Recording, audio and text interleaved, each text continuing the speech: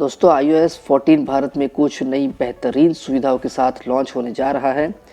ये सुविधाएं पहले सिर्फ और सिर्फ यूके, यूएसए ऐसे देशों के लिए डिज़ाइन की जाती थी, लेकिन अब ये फीचर्स iOS 14 में भारत में भी मिलने वाले हैं। तो आइए देखते हैं कौन कौन से फीचर्स भारत में लॉन्च होने वाले iOS 14 में मिलने वाला है।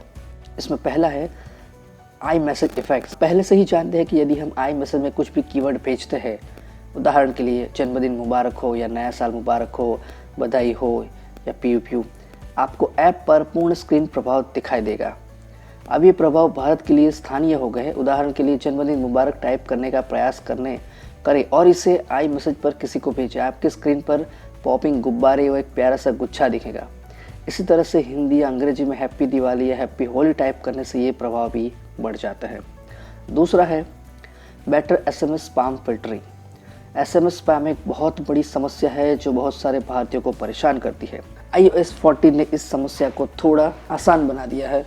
हमारे पास पहले से ही बीरो SMS जैसे ऐप थे जो आपको स्पैम फिल्टर करने की अनुमति देते थे, लेकिन अब मैसेज ऐप को इन ऐप्स को पूरक बनाने के लिए अतिरिक्त फिल्टर मिल रहे हैं। अगर आप टॉप लेफ्ट के फिल्टर बटन को दबाएंगे तो आपको कुछ फिल्टर जैसे कि known senders, unknown senders, transactional message, ये सब ऑप्शन आपको दिखाई देंगे। तीसरा है इंडियन इंग्लिश ट्रांसलेशन।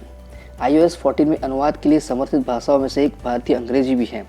अब यह देखना अच्छा है कि क्योंकि अब आप स्पेनिश से अंग्रेजी में अनुवाद कर सकते हैं, लेकिन हम वास्तव में भारतीय भाषाओं में अनुवाद करने की क्षमता है। उदाहरण के लिए चीनी, स्पेनिश या पोर्तुगली से हिंदी, मराठी, अन्य कोई भी भारतीय भाषा में हम ट्रांसलेशन अब कर सकते हैं और ये भारत में गेम चेंजर होगा। चौथा है new fonts for India. iOS 14 में भारत में जो भी वर्जन आने वाला है उसके अंदर 20 नए फॉन्ट आने वाले हैं और कुछ पुराने भारतीय फॉन्ट को बोल्ड और इटैलिक जैसे नए स्टाइल मिलने वाला है। पांचवा है support for Devanagari email IDs. यदि आप किसी ऐसे व्यक्ति को जानते हैं जिसके पास देवनागरी यानी कि हिंदी में ईमेल आईडी है, तो अब आप उन्हें मेल ऐप के माध्यम से ईमेल भेज सकते हैं। ऐप अब चीनी, जापानी, कोरिया, रूसी और थाई के अलावा देवनागरी ईमेल आईडी का भी समर्थन करता है।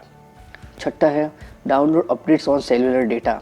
पहले अगर डाउनलोड के लिए सिर्फ वाईफाई का इस्तेमाल होता था, लेकिन iOS 14 में अब सेलुलर डेटा पर भी यानी कि मोबाइल के डेटा पर भी आपको डाउनलोड करने की सुविधा देने वाला है। इसमें सॉफ्टवेयर अपडेट, सीरी आवाज़, एप्पल टीवी डाउनलोड, ये सब डाउनलोड करने की अनुमति देता है।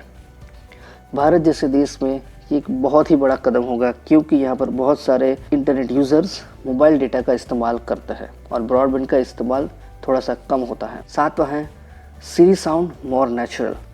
सीरी की भारतीय जो अंग्रेज़ी आवाज़ है, iOS 13 में सीरी की भारतीय अंग्रेज़ी आवाज़ रॉबर्ट जैसी लगती थी, लेकिन नई iOS 14 में अपडेट के साथ यह कुछ लाइव लगती हैं।